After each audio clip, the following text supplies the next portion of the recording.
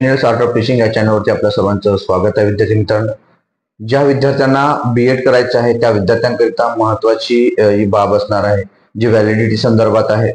आणि यात SC ST OBC जे विद्यार्थी आहेत त्यांच्यासाठी पण महत्वाची बाब आहे. महत्वाचा विषय असा आहे विद्यार्थी मित्रांनो, की ज्या विद्यार्थ्यांकडे व्हॅलिडिटी नाही आहे, कारण आता कॅपराऊंड सुरू होणार आहे, रजिस्ट्रेशन सुरू होणार आहे. कारण जे इंटरग्रेटेड बीएड आहे त्याचं बीएड आणि एमएडचं त्यांचं रजिस्ट्रेशन सुरू झालं आहे. मग आपलं रजिस्ट्रेशन येत्या 2 ते 3 दिवसामध्ये वेळापत्रक येईल आणि ते सुरू होईल. मग त्यानंतर आपल्याला जी कागदपत्रे ज्या आधी लागत आहे ती कागदपत्रे आपल्याकडे जमा करून ठेवणं गरजेचं आहे. मग त्यात महत्वाचा विषय कोणता आहे तर व्हॅलिडिटीचा महत्वाचा विषय. हे संपूर्ण प्रवर्गातील विद्यार्थ्यांना व्हॅलिडिटी पाहिजे आहे. मग व्हॅलिडिटी नसली तर त्या विद्यार्थ्यांना प्रवेश मिळत नाही का? जे इतर विद्यार्थी आहेत त्यांना मिळते, पण एसटीच्या विद्यार्थ्यांना जर व्हॅलिडिटी नाही नसली तर त्या विद्यार्थ्यांचा फॉर्म रिजेक्ट होतो. दुसरी गोष्ट, त्या विद्यार्थ्यांना म्हणजे त्या विद्यार्थ्यांच्या डोक्यात एक असं असते की व्हॅलिडिटी नाहीये म्हणून मला डीबीएड करता येणार नाही. मग तुम्ही जर व्हॅलिडिटी त्या ठिकाणी प्रवेश निश्चित करत असाल किंवा तुम्ही अपलोड करत असाल किंवा तुमच्याकडे नसेल, तुमच्याकडे पोचपावती असेल, त्याबद्दल जी काही माहिती आहे ती माहिती या व्हिडिओमध्ये मी तुम्हाला देणार आहे. तत्पूर्वी माझ्या चॅनलला आपण पहिल्यांदा आले असाल तर माझ्या चॅनलला सबस्क्राईब करा, जेणेकरून यासारखी जी अपडेट आहे जी मी आता देतो आहे त्यासारखी अपडेट आपल्याला आपल्या चॅनलवरती कायमस्वरूपी मिळेल. आपल्या प्रवेशापर्यंत, आपल्या राहण्याखाण्याची सोय होईपर्यंत आपण या ठिकाणी आपल्याला मार्गदर्शन करणार आहोत. विद्यार्थी मित्रांनो, विषय आहे व्हॅलिडिटीचा. व्हॅलिडिटी आपल्याला नसली तर आपल्याला प्रवेश मिळेल का?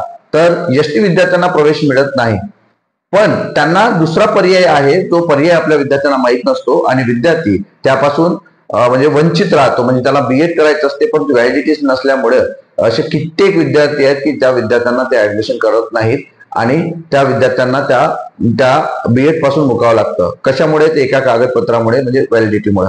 हे लक्षात घ्यायचं विद्यार्थी मित्रांनो. जे एसटी विद्यार्थी आहेत त्यांना आवर्जून मी सांगतो आहे की आपल्याकडे व्हॅलिडिटी नाही आहे, आपण व्हॅलिडिटीची केस केलेली आहे, आपल्याकडे पोच पावती आहे आणि कॅप रजिस्ट्रेशन म्हणजेच रजिस्ट्रेशन जर बीएडचं सुरू झालं तर त्यावेळेला तुम्ही जेव्हा फॉर्म भरतात, फॉर्म फिलअप करतात, त्यावेळेला तुम्ही सर्व माहिती टाकत असता आणि त्यामध्ये तुमच्याकडे व्हॅलिडिटी आहे का, यस नो करता तुम्ही. तर यस केलं तर तुमच्याकडे पोच पावती तुम्ही त्या ठिकाणी अपलोड करता.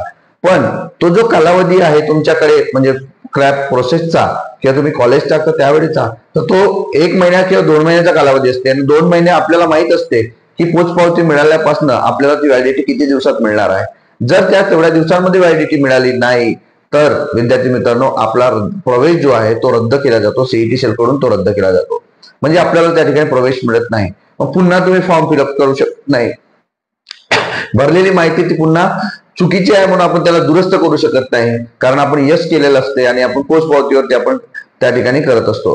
परंतु तुम्हाला माहित असते स्वतःला की आपली व्हॅलिडिटीचा काय गडबड आहे, कुठे त्रुटी येत आहे का, आपल्याकडे पुरावे आहेत का नाही आहे, आणि त्यामुळे आपल्याला ते शक्य होईल की नाही यावरून लक्षात घ्यायचं आहे की ज्या विद्यार्थ्यांना मग यावरती करायचं काय, तर तुम्हाला प्रवेश मिळेल यावरती करायचं काय. तर विद्यार्थी मित्रांनो, तुमचा जो कटाव, तुमचा जो काही प्रवेश आहे तो कशावर मिळत असते तर व्हॅलिडिटीवर नाही, तर तुमचा प्रवेश जो आहे तो तुमच्या कॅपराऊंडवरती मिळत असते. म्हणजे तुमच्या गुणानुसार मिळत असते. तुमचे काही जे सीईटीतले गुण आहेत त्यानुसार ते मिळत असते. मग तुम्हाला जर 97 मार्क्स असेल, 87 असेल, 65च्या वर असेल आणि तुम्हाला जर प्रायव्हेट कॉलेजमध्ये जायचं असेल तर विद्यार्थी मित्रांनो, आधीच ठरवून घ्यायचं की मला रेग्युलर करायचं नाही, म्हणजे गव्हर्नमेंट कॉलेजला जायचं नाहीये. मग ही जी फीज आहे किंवा ही जी ऍडमिशन फीज आहे, म्हणजे ऍडमिशन आहे, तर तुमचा जो प्रवेश आहे तो तुमचा प्रवेश जर तुम्हाला करायचा असेल तर कॅटेगरीतून न घेता तुम्ही ओपन मधून जर घेतलात आणि तुमचे जर पर्सेंटेज चांगले असले तर तुम्ही गव्हर्नमेंट कॉलेजला तुमचा नंबर लागू शकतो. मग गव्हर्नमेंट कॉलेजला फी जी अत्यंत कमी असते, त्यामुळे व्हॅलिडिटी नाही आहे त्या विद्यार्थ्यांचा जो स्कोर आहे तो जर जास्त असेल, मग 65 अबोव असेल, 70 असेल, 90 असेल, अशा सारख्या विद्यार्थ्यांनी गव्हर्नमेंट कॉलेजला पहिल्यांदा अप्लाय करायचं, जेणेकरून तुमचं व्हॅलिडिटी न राहता तुमच्या कॅटेगरीतून, म्हणजे कॅटेगरीतून न तुम्ही प्रवेश घेता, तुम्ही ओपन मधून जर प्रवेश घेतला तर तुमचा नंबर त्या ठिकाणी लागेल आणि तुम्ही बीएड करू शकता.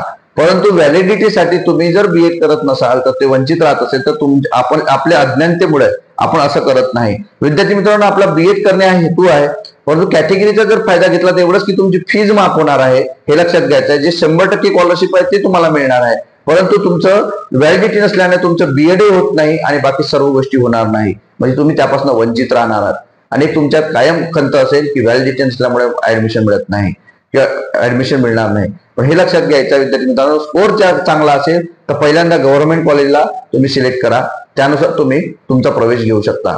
नंतर प्रायव्हेट कॉलेजचं राहिलेलं, ज्या प्रायव्हेट कॉलेजमध्ये कमी फीज आहे त्या प्रायव्हेट कॉलेजमध्ये तुमच्या स्कोरनुसार तुम्ही अप्लाय करा, म्हणजे कॉलेजचे नाव टाका, त्यानुसार तुम्हाला त्या ठिकाणी पण प्रवेश मिळू शकते. या सर्व गोष्टी महत्वाच्या आहेत, कारण तुम्ही व्हॅलिडिटी आणि इतर कॅटेगरीचे जे इतर प्रवर्गातील जे विद्यार्थी आहेत त्यांच्यासाठी सुद्धा हीच बाब महत्वाची आहे विद्यार्थी मित्रांनो.